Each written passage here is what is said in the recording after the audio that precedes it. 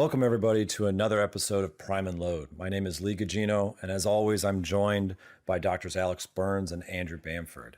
Today, we're doing something a little different. We often get asked our opinions on who the best commanders in the 18th century are. As I'm sure we can all imagine, that's an incredibly difficult question. So we thought instead of answering that for ourselves, we'd push that question onto you. So today, what we're doing is we're starting a bracket to determine who the best military commander of the 18th century is. So what we've done is we've curated a list of 32 of the commanders that we believe are a very high note. And these are commanders roughly from the 1680s into the 1790s. We're going to put them in a bracket and we're going to put them up for you guys to vote. And we'll talk about our rules and our judgment criteria at the end. But today we're going to start off with introducing our list of commanders. So, Alex, could you start us off with our first general on our list, Jeffrey Amherst? Yeah, absolutely. So Jeffrey Amherst is a figure that we normally associate with the 7 Years' War, the French and Indian War, but really he has a military career in the British Army that stretches throughout the long 18th century. He is a junior officer in the War of Austrian Succession before going on to command the army in North America at the Battle of and Siege at Louisbourg in 1758. He is often credited with having kind of the strategic vision to pull off the conquest of Canada. In 1759, 1760, there's debate about whether it's really William Pitt the Elder or it's Amherst on the ground doing it, but I mean certainly he plays an important role. Famously, he is in charge of suppressing Pontiac's rebellion in 1763. There's ongoing debate as to whether or not he's intentionally using sort of like germ warfare and smallpox against Native Americans in the course of that conflict. And then maybe less well known, he goes on to be in sort of army commander of the entire British Army in the American War of Independence. He never leaves Britain and is in charge of sort of organizing the army in Britain at camps like Coxheath Camp. You're preparing for a French invasion, something like that. So a really important general. I don't think he's going to win anyone's most ethical commander of the 18th century as a result of the sort of controversy over the use of smallpox and biological warfare, but a very important British commander in the 18th century world. So our next commander is James Fitzjames, Duke of Berwick. Andrew, you want to tell us a little bit about him? Yeah, sure. This is the illegitimate son of James II by a lady called Arabella Churchill, who had a rather famous brother that we'll come back to a little bit later on. I think one of the great what ifs of British history is what if Berwick had been legitimate, because he was probably a better bet for the Stuarts than the actual succession, but he was born the wrong side of the blanket, so there we go. Served under his father in Ireland in the Jacobite Wars, and then spent the rest of his career in French service, ending up as a marshal.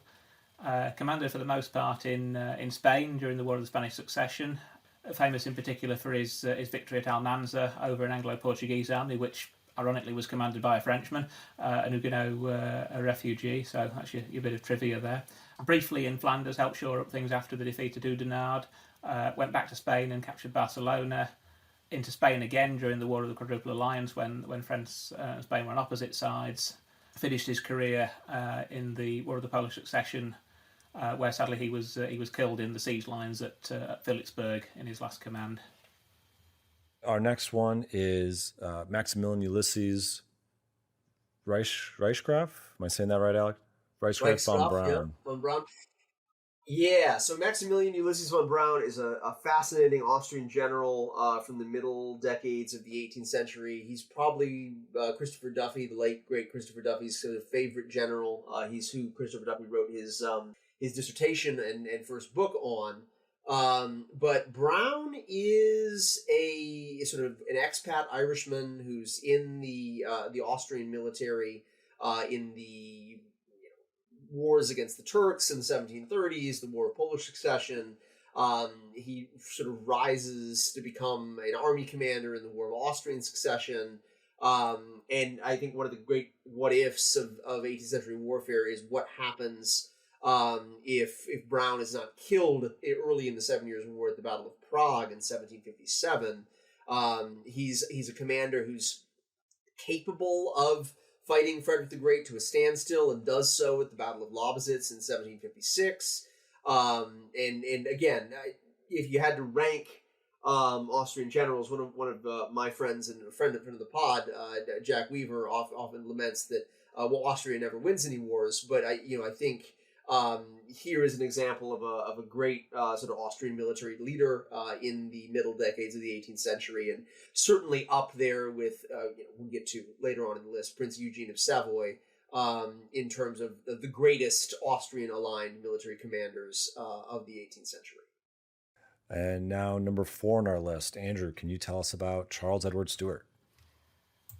I can indeed, yes. Obviously the star of our ongoing Jacobite series, but I mean, in some ways, not really a general, certainly not trained as a general, but a military commander by default when he leads the 1745 Jacobite Rising.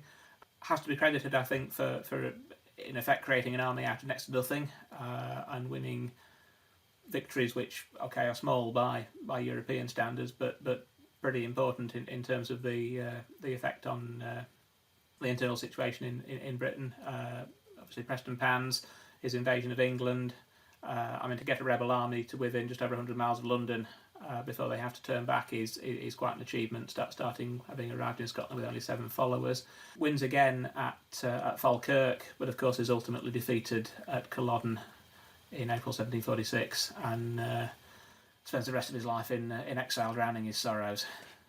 Our next one, Alex, is Charles the 12th.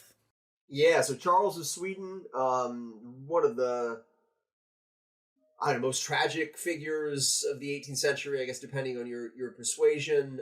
He comes to the throne, sort of very late in the 17th century in 1697, and it's very young.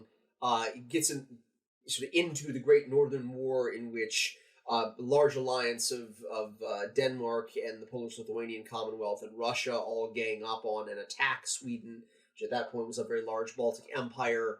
And he basically spends literally the rest of his life fighting against this coalition, trying to knock out individual enemy states.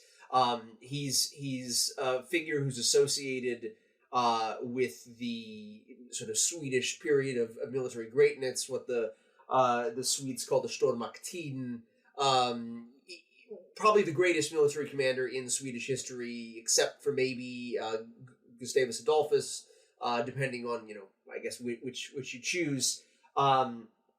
He wins numerous victories. I don't have time to list them all. They're often fought against in the face of huge numerical odds. And the Swedish army is very aggressive and fast-moving and sort of wins anyway. Eventually, he's killed at the Battle of Frederikston late in the war, the siege of Frederikston. He's almost like the JFK of Swedish history. They've exhumed him 3 times. They're trying to figure out exactly who shot him. There's a lot going on with Charles the 12th, and certainly commander who deserves to be ranked highly on this list. And Andrew, we have Charles Cornwallis, probably one of the more recognized names on our list. Yeah, I think my case here is it's not just Yorktown. I think the audience on your side of the water probably knows him as the guy who had to surrender, but that's just one step in a pretty distinguished career. Junior sort of field grade officer in the 7 Years' War. Subordinate general initially in the American Revolutionary Wars, but does well in that capacity.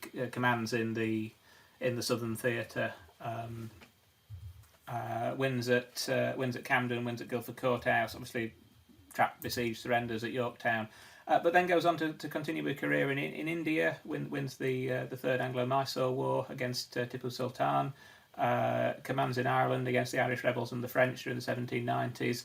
and eventually dies in harness in a second tenure of command in India. So certainly wasn't written off by the British Army after Yorktown, and I would suggest to the voting public that you need to look at the whole career to make a judgment of him.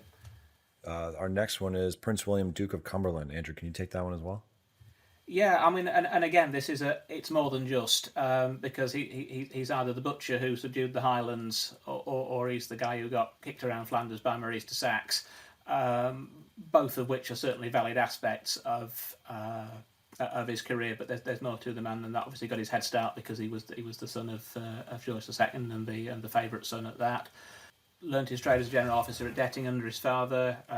Commanded at Fontenoy in chief probably before he was qualified to do so, but hey, he was a royal, so you've got to do what you do. I think to do as well as he did against de Saxe is probably to his credit. The suppression of the Jacobites was incredibly well organised once he took command. It wasn't especially nice, but rebellions aren't.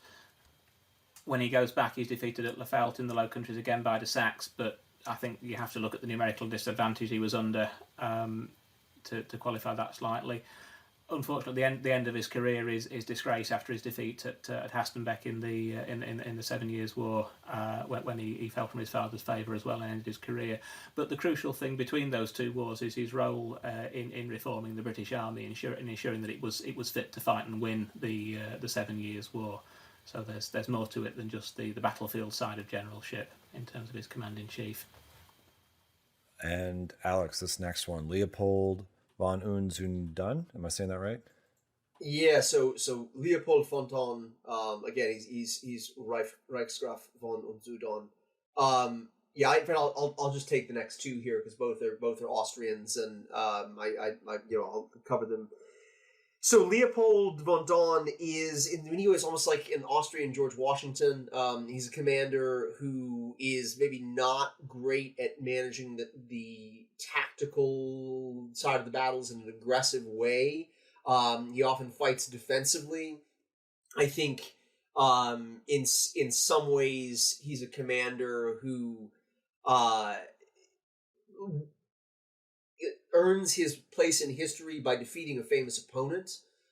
He's the first general to squarely defeat Frederick the Great on the battlefield, defeating him at the Battle of Kolin in June of 1757. He goes on to win a couple more significant victories in the course of the 7 Years' War, ambushes and essentially, comes close to annihilating the Prussian army at the Battle of Hochkirch in 1758, destroys a corps of the Prussian army at Maxen in 1759. It's a fascinating battle where basically the Austrians are assaulting up like an icy slope in the middle of winter, and they still manage to carry the position and basically wipe out and sort of achieve the capitulation of this Prussian army. Again, he's not a super aggressive commander, particularly when he's opposed to Frederick. Much like Washington, he kind of gets in a defensive position, is trying to almost like hang on for dear life at times. But a very dangerous general, and one who I think probably deserves more than they usually get in brackets like this. I mean, in fair warning, I've done this a bracket like this already on Twitter. Don didn't score highly. I'd love to see him progress further in this bracket that we're doing here. Next, we have Prince Eugene of Savoy, one of the great commanders of the 18th century. From an earlier period, the War of Spanish Succession is kind of the centerpiece of his career. Starts out as a young officer fighting against the Turks at the defense of Vienna, very, very junior grade at that point in 1683. Goes on to sort of win significant victories in a series of wars against the Turks. He's a figure associated with kind of the greatness of the Habsburg monarchy in the early 18th century. Fights alongside John Churchill, Duke of Marlborough, at several key points in the War of Spanish Succession, and then goes on kind of almost like, I won't say in his dotage because that seems very unkind, but is a very kind of older commander in the War of Polish Succession. He meets young Frederick the Great, going to spend some time sort of working with him, sort of maybe teaching him some things. Eugene of Savoy is absolutely deserves to be in the final four or whatever of this bracket. He's an incredible commander, and one who manages to overcome the fact that he's from France, he's not from Austria, but comes to Austria as part of this kind of international military culture of the late 17th century, early 18th century, and it has an absolutely stunning military career. Awesome. And Andrew, the next one, Ferdinand of Brunswick.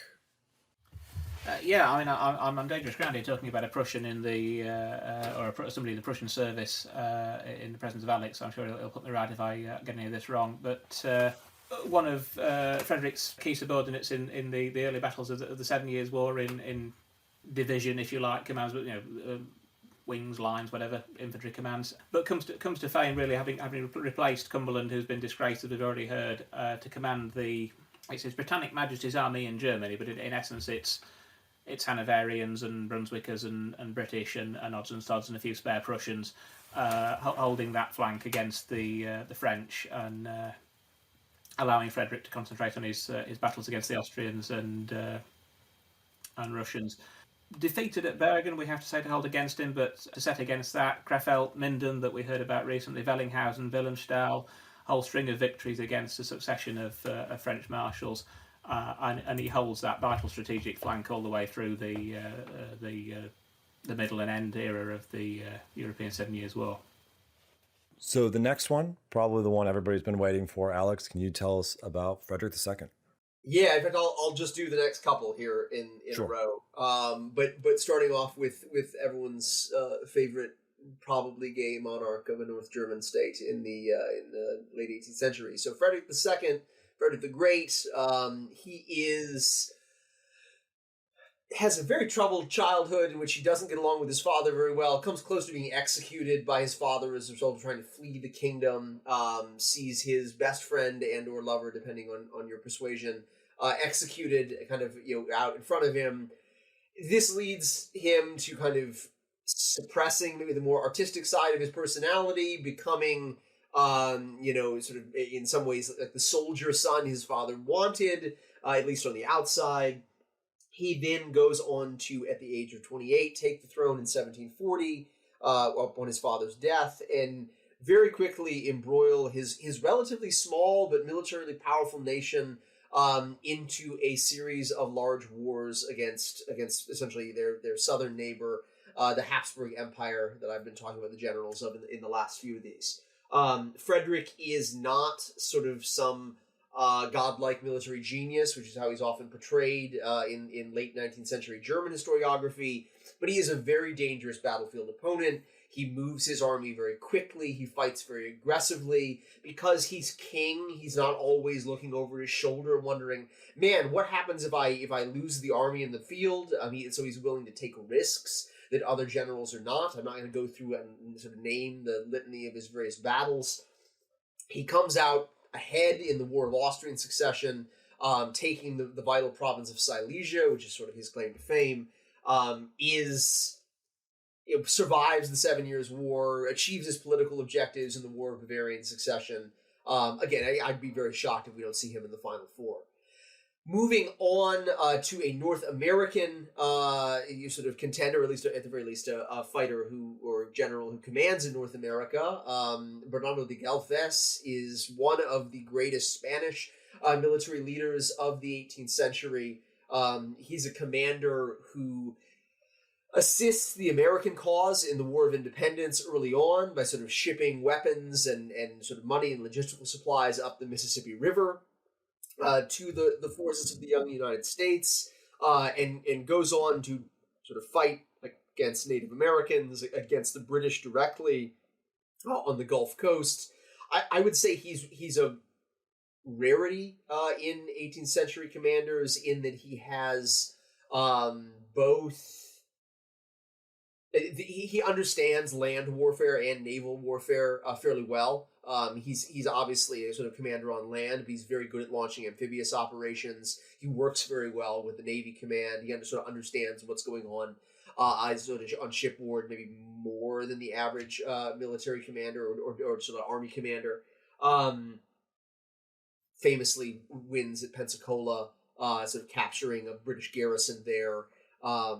He is a significant reason why the United States eventually wins its independence, and as a result, his contribution has been lauded in recent years. And I think in 2008 or shortly thereabouts, he was given the title Honorary Citizen of the United States, which is something that only 8 individuals have been awarded. I mean, he's on a short list of people like Winston Churchill and Mother Teresa of Calcutta. So it gives you a sense of maybe how important he is to United States history. And then we have Horatio Gates. Yeah, so General Gates is a fascinating character. I think, certainly at the time, a lot of Americans, one of the great what ifs of American history is what happens if Horatio Gates replaces George Washington. Of course, he depending on who you believe, he's the victor of Saratoga. You might say that maybe Benedict Arnold did some of the heavy lifting there, but certainly Gates is not afraid to take a lot of the credit. There's a number of, I think, Continental officers who are wondering maybe Gates will be the man who actually has the chops to lead the Continental Army to win this war. And then, despite having won Saratoga and sort of secured foreign involvement in the War of Independence, Gates goes on and in kind of infamy and loses at Camden in 1780 against an earlier member of this list, Charles Cornwallis. And so, while he was I think in some ways a more professional officer who had a higher rank in the British Army in the 7 Years' War and War of Austrian Succession than George Washington did, and in some ways was almost like people thought of him as the guy who was going to win American independence right after the battles of Saratoga, when he was set into adversity and against a pretty competent commander like Cornwallis. He chokes, he flees the battlefield, and in some ways after this, his name is kind of mud in American military circles in comparison with Washington. Awesome. And just to throw things for a loop, Andrew, do you want to do our next American general, Nathaniel Greene? I can certainly have a go, yes, why not? Again, rather neatly picking up the story, because he's the guy that inherits Gates' mess after Camden, and he's certainly an obvious choice for a senior command by that point in the war, because he's done very well as a brigadier and then as a major general commanding a division, and as quartermaster general of the Continental Army. So a good mix of command and staff experience in most of Washington's battles. And after that, it's really a lesson in judging somebody, because this is a general who hardly wins a battle, but yet he arguably wins the campaign and helps win the war. So, sorry, what am I being? Just say, watch yourself. We're talking about Nathaniel Greene here. If you'd allow me to continue, we'll say hardly wins a battle, but goes on to help win the war. And this is how you judge it. I mean, the defeats in inverted commas, if you like, at places like Guilford Courthouse absolutely bleed the British Army in the South dry. And ultimately, you don't need to have the impressive battlefield win, because strategically the goal has been reached. Add to that the fact that you've got all the partisan commanders, your Marions and your Sumters and whatnot, carrying on under his overall command and doing their bit as well. Strategically, he wins the war in that theatre. But at best, you've got Eutaw Springs that's maybe a debatable draw. But I think he's the prime example that there's more to it than just winning battles. All right, Alex, do you want to do Henry of Prussia? Yeah. So Henry has a lot of annoying fanboys out there who love to talk him up and say that what his brother said, which he was the only general in the 7 Years' War who never made a mistake. Look, Henry is a very gifted subordinate commander. He does well in army command late in the 7 Years' War in Saxony.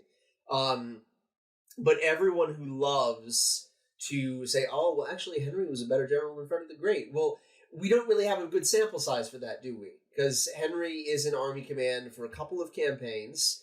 and in those campaigns does fairly well, but he's not commanding on the same scale as Frederick, and certainly doesn't stay in command as long as Frederick. He's very, very gifted at sort of operations.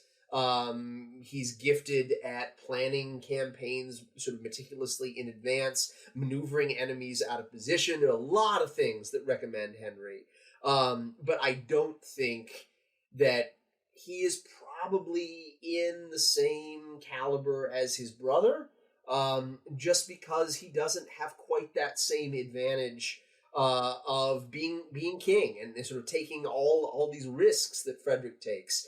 That means he makes fewer mistakes, but it also, I mean, if you look at the role of Henry's battles, he does very well at Freiburg, but that doesn't vault him into the same category as Frederick just by default. Henry is a very, very gifted 18th century general. I think if I had my druthers, he'd certainly be in the top 8, maybe even make it into the top 4. I don't know. I'm hesitant. I'm skeptical about everyone who thinks that Henry should be at the top of every list. Not that we're inserting our own opinions into this list That's whatsoever. right. No. That's right. All right, Andrew, can you tell us about Sir William Howe? I can certainly try.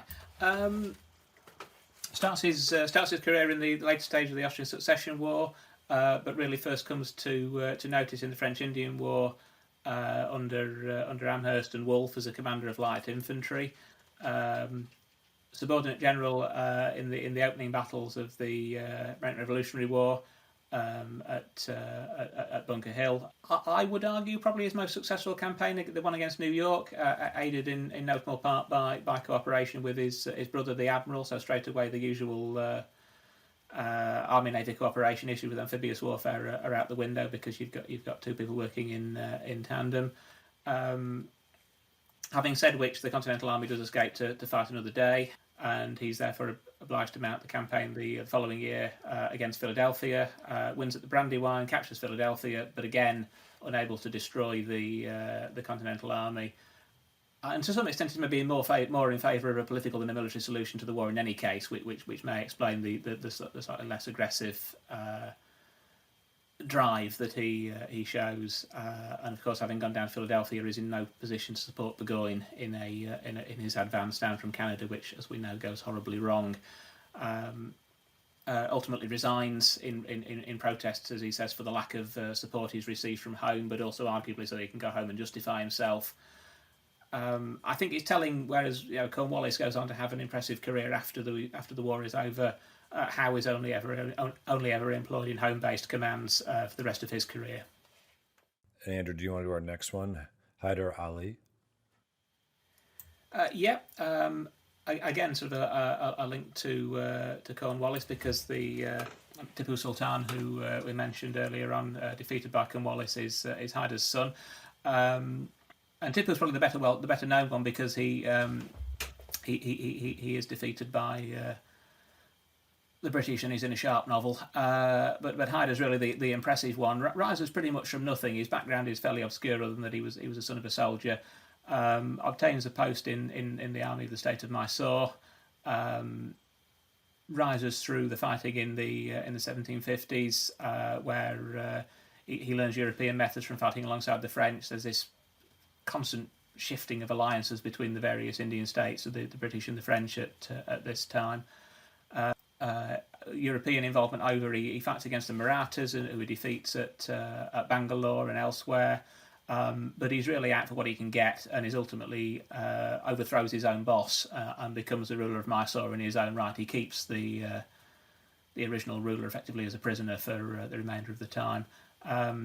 Fights again against the Marathas with more mixed success, and then in the First and Second Anglo-Mysore Wars against the British, winning a very impressive victory at Pollilur with over 3,000 British and East India Company troops taken prisoner, which is one of the biggest setbacks for the British in India of that time. But he dies of cancer 2 years later, before the war is over, and is succeeded, as I say, by his son Tipu, who ultimately goes down in defeat. Awesome. And I would remind our listeners that inclusion in a Sharp novel is not one of our judgment criteria is correct. Otherwise, it'd be a pretty quick bracket. Exactly, which is why we've got Haida rather than the son. Yeah. All right, Alex, can you tell us about Peter Lacey? Yeah, indeed. So, it's fascinating. Have I got all the expat Irishmen? So you have Peter Lacey, born in the 1670s in Ireland, fights in on the Jacobite side in the case of the Williamite War in Ireland. Like many Irish and other Jacobites across the British Isles, leaves of certain rank, leaves the British Isles to seek service abroad. The Lacey family ends up in sort of the Austrian and Russian sphere. Peter Lacey first serves in the Austrian army, then goes on to the Russian army, where he fights in sort of a relatively junior position in the Great Northern War. And in the course of the 1720s and 1730s, becomes more important at court. In the later part of the 1730s, has, I guess, middle and later part of the 1730s, has a very dynamic career. He's highly successful in the War of Polish Succession. He's sort of fighting in the Russian-Turkish War in the later 1730s, where he captures the Crimea for the first time, and then sort of goes on and sort of caps off his military career in the 1741-1742 war between Sweden and Russia. Again, he fights in Finland there.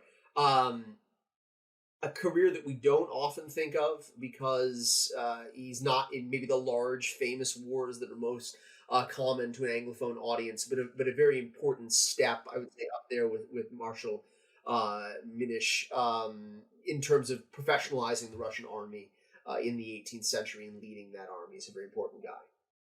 Okay, Andrew, correct me if I say this wrong. Ernst Gudon von Lauden? Am I saying that right? I'd certainly say it that way, but Alex is our expert on the German pronunciation, so yeah, Ernst Gideon von Lauden. Yeah, that'll do. Yeah. Again, this moving between armies, is briefly in the Russian service in the War of the Polish Succession, and then in the Austrian service as one of von Trenk's Pandours, the light troops in the Austrian Succession War.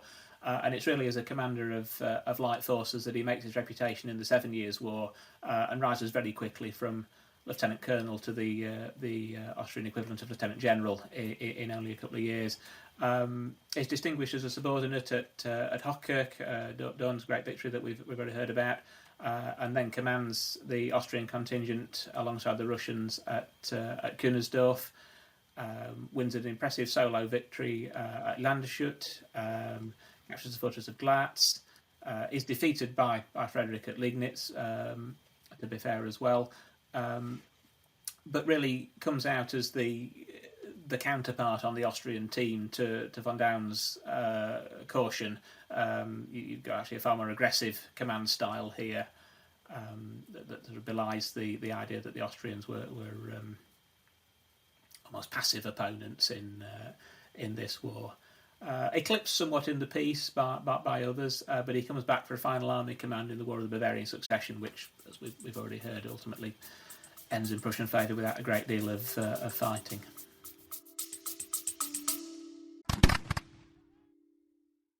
Hey everyone, Lee here for the Prime and Load team. We're passionate about exploring 18th century history and tactics and bringing those stories to you. But we need your help to grow our ranks. Please share this episode with a fellow history buff, leave a review where you can, and follow us on Facebook, Instagram, and X. Most of all, join our email list. It gets you updates and insights into what's coming. You can join by using the link in this episode's description below. Thanks for listening, and now let's get back to the episode. Awesome. And Alex, our next one is Leopold I of Anhalt-Dessau. Yeah, absolutely. So, Leopold von Anhalt-Dessau, so he's often called the Alte Dessauer, which is like the old man of the Dessau clan, basically. And that I think even tells us something, which is he's from a large military family. Is in some ways the patriarch of a large military family.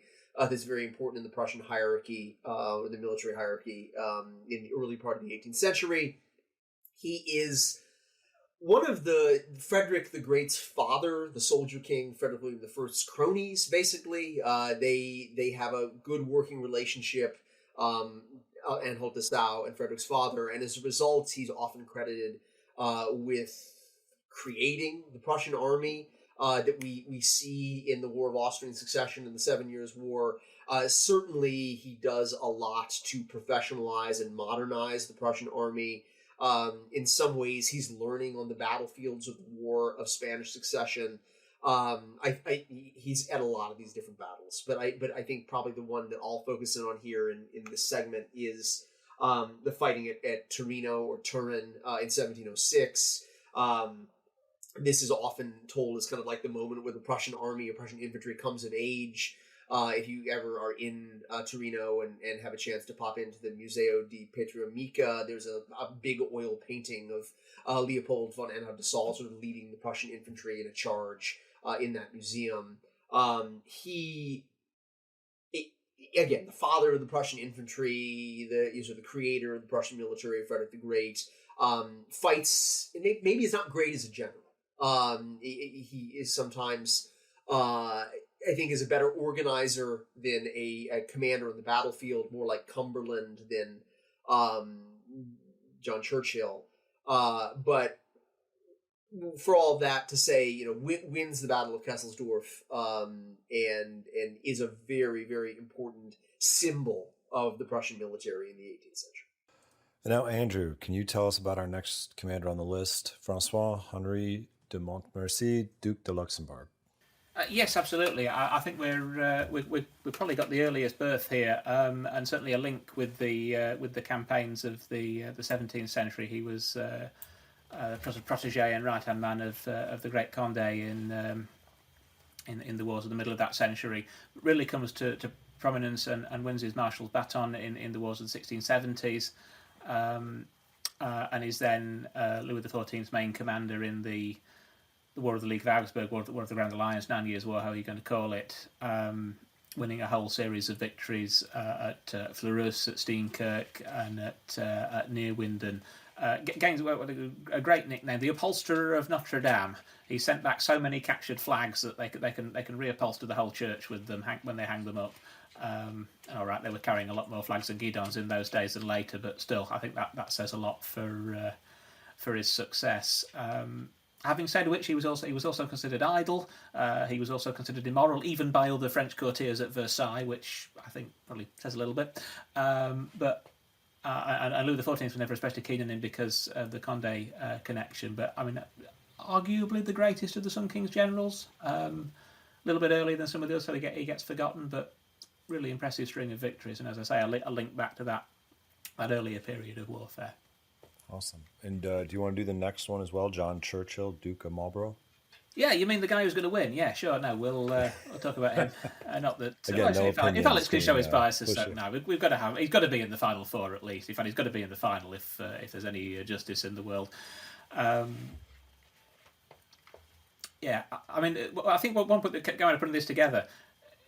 There's two people who are on this list because James II fancied Arabella Churchill, because Marlborough gets his commission because his sister's the king's mistress, and probably spends more of his early career in the bedroom than he does on the battlefield. This is the court of Charles II, and it's a lively place. But he does gain a certain amount of experience as a junior officer. Does eventually settle down with Sarah Jennings, the lady he marries, who is very close to the future Queen Anne, which again does his eventual promotion no end of good. Has his first real independent command against the Monmouth Rebellion, fighting for James the Second, commanding the cavalry in that campaign. But he also is a key defector to William of Orange in the 1688 Glorious Revolution. Although William never really trusts him, always is worried that he's keeping in touch with the Jacobites in exile as well. So although Marlborough is involved in the capture of Cork and Kinsale in the Irish War, he's then pretty much out of favour for the rest of William's reign, and only gets restored to command when Anne comes to the throne. But then goes on to win his four very famous victories, Blenheim, Ramillies, Oudenarde, Malplaquet, during the War of the Spanish Succession. But I think the key point to remember as well, he's not just a battlefield commander. He's a first-class logistician. He's a first-class political brain, and all right, yes, some of that is employed in his own self-interest, but it's also employed in the British interest to hold the alliance together. And certainly that does hold until he's eventually dismissed in 1712 when his wife falls from the Queen's favour, although he does eventually come back to favour under George I in retirement. But yeah, he's got to be at the top somewhere. There's no justice in the world if he's not. I need you to be ready for there to be no justice in the world. All right, so I think I have the next 5, so buckle up, listeners. You do, yeah. Starting with Montcalm. Yeah, absolutely. So Montcalm of Forces of Montcalm and Wolfe fame. Louis Joseph is in some ways almost like a part of a typical 18th century experience, and that's a European officer who's sent over to command in the Americas and kind of struggles with some of the realities of war on the ground.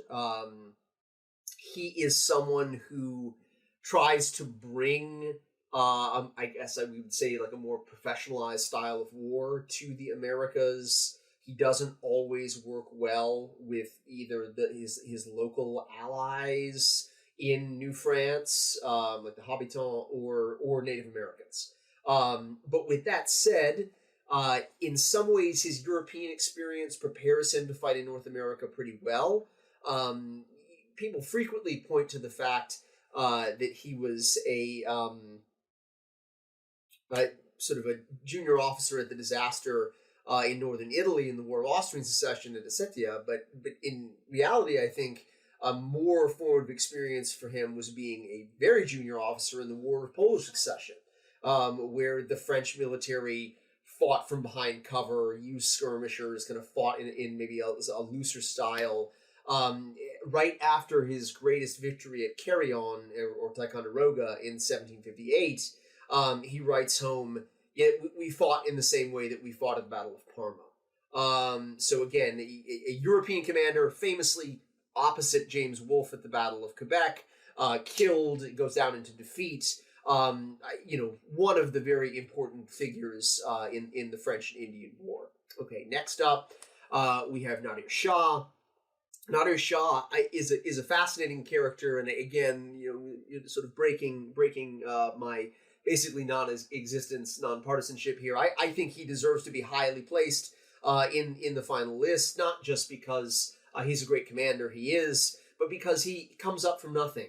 He's sort of a man from a humble background who not only is an effective military commander, but also manages to seize power in the state. He basically overthrows the previous dynasty, sort of becomes the sort of a supposed regent, and then seizes power himself. He, like sort of Lacy and some of these other figures, he's very prominent in the 1730s. Eventually, he rises to become sort of the Shah of Iran. So again, a rags to riches story. Someone who's capable of fighting and defeating against Afghan tribes, the Ottomans. He is eventually assassinated in sort of a coup in 1747. But often this is told is sort of like the story of an Eastern despot. He rises to power and becomes brutal. I think this is just the environment he lives in. I mean, he seizes power in kind of, a violent way. He's replaced in sort of a violent way. It's just the nature of Central Asia at this time. Okay, so I guess I would say, again, I'll be surprised if he is immediately eliminated. Don't just eliminate Nadir Shah because you've not heard of him before. Another name that will be familiar to North American listeners is Pontiac. He's an Ottawa war chief who famously leads an uprising that frequently we call Pontiac's War or Pontiac's Rebellion in 1763. Now, I think there's a you can debate exactly how much he is the brains of this outfit. He's a war leader. he's working alongside a spiritual leader named Neolin, who's sort of coming up with almost like the PR or ideology side of this rebellion. But Pontiac lays siege to Detroit. His kind of warriors who are at least aligned with him, whether or not they're under command, is still maybe debated by historians. They capture a number of posts in present-day Indiana. They besiege places like Detroit, Niagara. They take Fort de Presque Isle, sort of in modern-day Erie, Pennsylvania. This is a fairly successful military campaign. Pontiac himself leads the sort of defeat of British forces at the Battle of Bloody Run, but forces, again, that are aligned with him, maybe not under his direct command, are eventually defeated by Henry Bouquet at the Battle of Bushy Run. Fort Pitt is relieved, and essentially the rebellion goes into decline. And a very important native war leader from the middle decades of the 18th century. Now, to round out this final sort of stretch of 5 names that I'm getting you, we're going to give you 2 names from Russian history. The first is Peter the Great.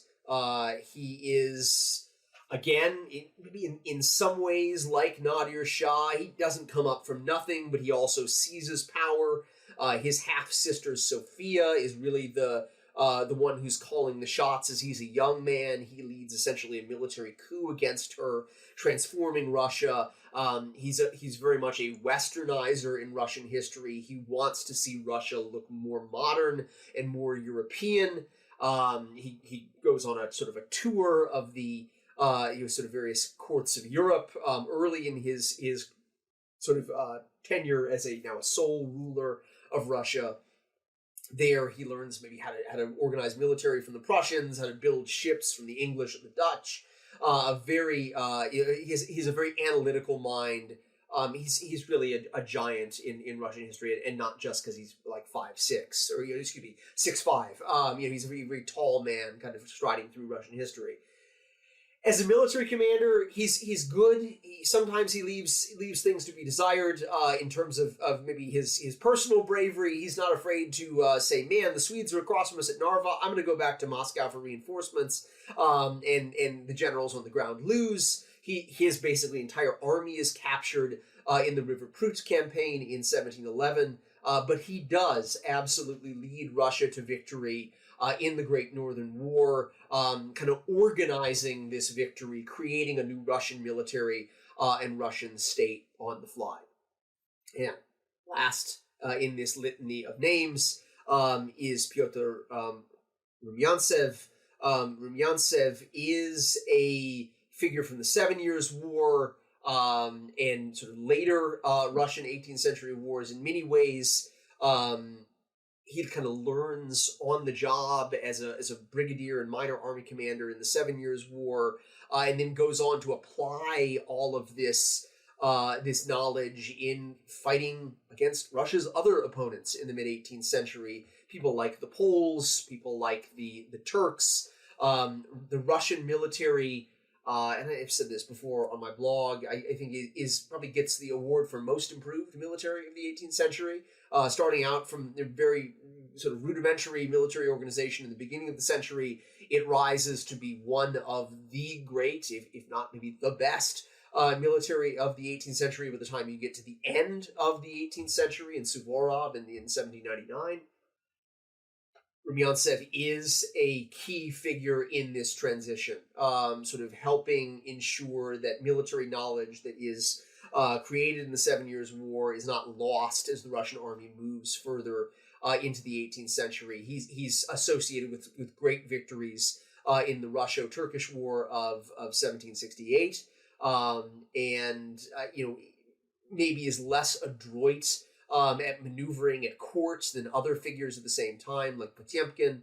I think he's a man who is great on the battlefield, is maybe not always great at managing the political side of things.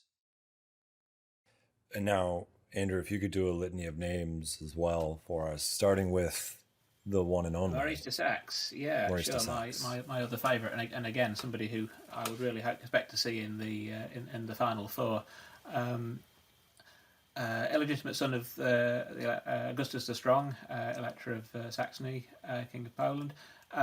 Starts his career again. We say this general's moving around a bit. Actually, starts his career under Eugene of Savoy. We've heard about in the Spanish Succession War, particularly at Malplaquet, where you get the impression he must have been taking notes, because he employs some of the tactics that were successful against checking that advance. He employs himself at Fontenoy.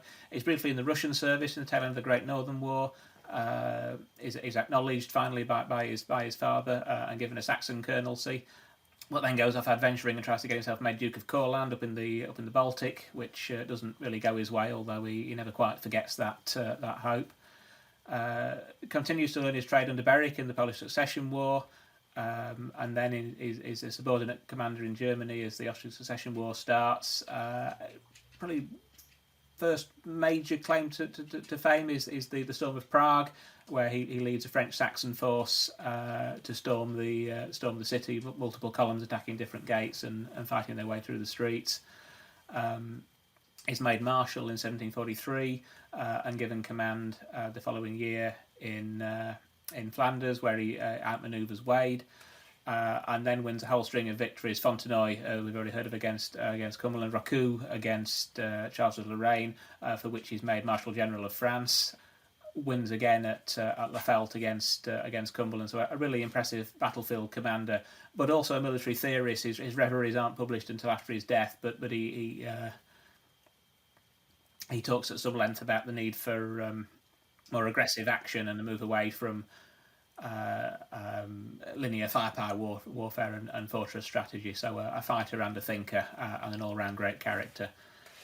And then moving on, the other Marshal General. This is a title that's only awarded 6 times in recorded history, and there are 2 in our era: Marshal General of France, and the other one is Louis Hector Duc de Villars, from an earlier era than de Saxe. Comes from a poor background, but rises through his own ability very swiftly in the wars of the 1670s. Actually makes colonel still in his 20s. Is a cavalry commander in the 9 Years' War of the Grand Alliance, but also gains useful diplomatic experience. Wins his marshal's baton for his victory at Friedlingen in 1702. Wins again at Hochstadt. And is then brought up to command against Marlborough and Eugene in Flanders, which I think is enough to make anybody quake. He is defeated at Malplaquet, but as we just heard talking about the Saxe, he loses that battle, but inflicts such ruinous losses on the Allies that it's the last of Marlborough's victories. Marlborough reverts to manoeuvre after that point, rather than take such casualties.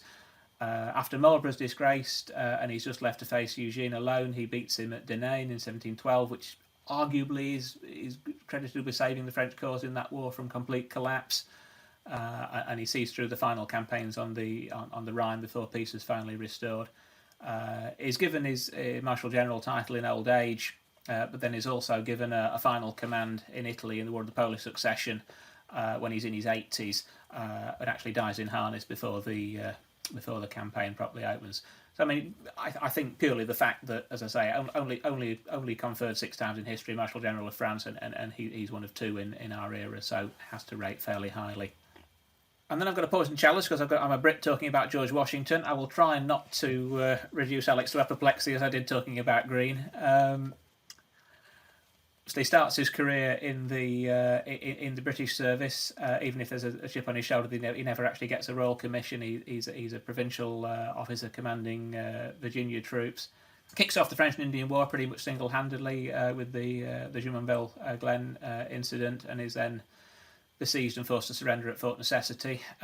Is with Braddock on the Monongahela. So certainly has his how not to do it moment early on. He's then on the Forbes expedition trying to do the same thing in 1758 and learns how to do it the right way. But as I say, never obtains a regular commission and goes back into civilian life. But his experience is enough to get him command of the Continental Army when the revolution kicks off in earnest, and he commands it all the way through the war from the siege of Boston to his eventual victory at Yorktown. After quite a few defeats along the way, the skill really is keeping the army in the field, keeping the war going, and ultimately enabling the political alliances that help make independence possible. But had he not achieved that, had he not kept the Continental Army in being, then we could well be talking about the British colony of North America still. So you've got to credit him for that. It's again, as we said with Greene, it's not just winning battles. And I think also arguably not only the father of the country, but also the father of US democracy. He's happy to retire at the end of the war. There's no sense that he's going to use the army to seize power. He is, of course, elected president and serves his 2 terms. But again, he steps down. He chooses to retire. So sets the model for US democracy. So yeah, again, somebody who, for all his varied abilities, really has to be in the final few. And then lastly, before I hand it back to Alex, William III of the Netherlands or rather the House of Orange, I should make the distinction, because he's only elected stadtholder of the States later on, and of course William III as well as King of England, Scotland, and the rest of it. Is Prince of Orange from birth because his father's died a week previously. Rises to military prominence, he did political prominence in the wars of the 1670s against Louis XIV. Famously unable to win a field victory, therefore orders the opening of the dikes and the flooding of the land over which the French had hoped to advance. And therefore buys time to complete the reforms of the Dutch army and keep the fight going. And again, this is somebody who, whilst a successful battlefield commander, has more than his fair share of defeats, but keeps a whole series of alliances together that check and ultimately, after his own death, contain the power of Louis XIV's France. Obviously, a key element of that is his securing of the British throne, ousting James II, his own father-in-law, in the Glorious Revolution, winning his own victory over James at the Boyne in 1690 in Ireland. But he then leaves the Irish and Scottish campaigns to his subordinates to return to the fight on the continent. As I say, as a combat leader, he tends to get lost in the detail. He's very personally brave. He gets stuck in, but being an army commander in the front line of the battle doesn't always work out for him, and there are more defeats to his credit than victories. Although he is more successful as a siege commander. But as I say, the essential success is the creation of the alliance that ultimately defeats Louis XIV in the War of the Spanish Succession, even though he doesn't live to see that happen. And for our last name on our list, Alex, do you want to tell us about James Wolfe? Yeah, James Wolfe. So I guess I would say James Wolfe is probably most famous for, as Andrew has said twice now on this list, dying in harness at Quebec in 1759. As I think about James Wolfe, and connecting him with not just a British audience, who I'm sure will know him fairly well, but also an American audience. He's almost like the John Reynolds of the British Army in the 7 Years' War. He's most famous for getting killed at a key moment. I think one of the fascinating what ifs of the 18th century is what happens if James Wolfe lives past Quebec, but certainly. Maybe like Alexander the Great, he dies while he's on top. At the moment of maybe his greatest triumph, he's a relatively junior officer in the War of Austrian Succession. He serves against the Jacobites there. He experiences some amphibious warfare in the course of the early 7 Years' War, and comes up with a fairly ambitious plan for how to take Quebec in 1759. There's debate among historians to what extent the final version of that actually gets the guys up, sort of onto the heights and into the Plains of Abraham was his idea versus his brigadiers.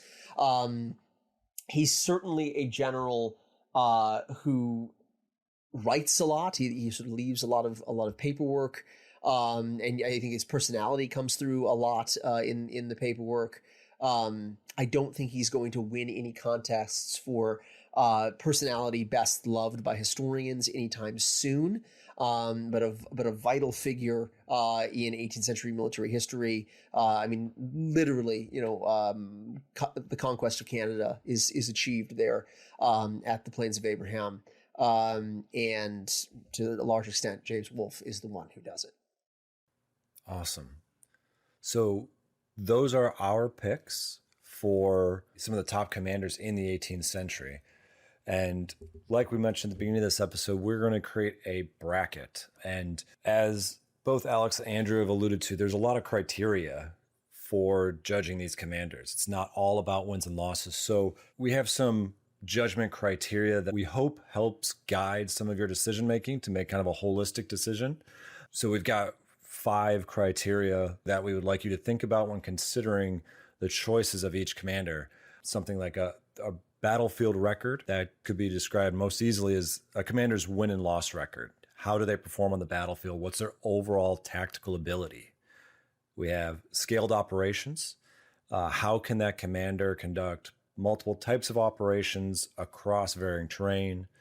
Achievement and sustainability of their political objectives would be another criteria that comes into play. I know for a few of these commanders, Alex and Andrew talked about their ability to maintain relationships with their allies, with their home governments in some cases. How can that commander maintain those political objectives over their campaign, or maybe in some cases even longer? Another criteria would be charisma and leadership. How well liked is that commander by his soldiers, by his army? And then originality and flexibility in innovating maybe new tactics, new ways of doing things. So those are 5 criteria. Andrew and Alex, do you have anything you want to touch on any of those? Yeah, I guess I would say it'd be very easy to simplify it into like a win-loss record, and I think if you do that, then it's not a horrible way of thinking about this. But these 5 criteria taken together maybe perform a more holistic vision of what success truly is. I mean, the end of the day, listeners, success is up to you. I mean, you're defining who you think the most successful commander is in the 18th century, and if your criteria are slightly different than this, it's not the end of the world. But I think this gives a good framework for you to kind of measure these guys by. Don't just pick the ones you've heard of. Actually dig into these guys a little bit. All of them have fascinating life stories and are a really important part of 18th century warfare. With that said, like Andrew, I think if some of our favorite guys don't get to the top, we'll be pretty sad. So we'll see what you all think, I guess. Yeah, and we even talk about some of these characters show up in some of our other episodes. I know DeSac certainly does. Marlborough certainly does. Ferdinand of Brunswick just showed up in the Minden episode. Yeah. Yep. Yeah, there's a lot of good stuff. I think something else to bear in mind as well, sort of the relative size of some of these armies. You've got some of the North American commanders winning major battles in their theatre, with a big army by North American standards that may still only be 10,000, 12,000 men, and you've got people in Europe and Asia commanding into 6 figures. So how do you compare? I mean, I don't know if there is an answer, but I think it's something to bear in mind, and maybe consider people. If you're looking at somebody like Washington who only ever commands over there, how do you make a judgment against Marlborough or de Saxe? And I think there has to be an appreciation of what was the norm in the theatres in which General X served, and judge them against what they were up against, rather than maybe a direct comparison against somebody who maybe commanded a far larger army, or won larger victories simply because larger victories were there to be won, if that makes sense.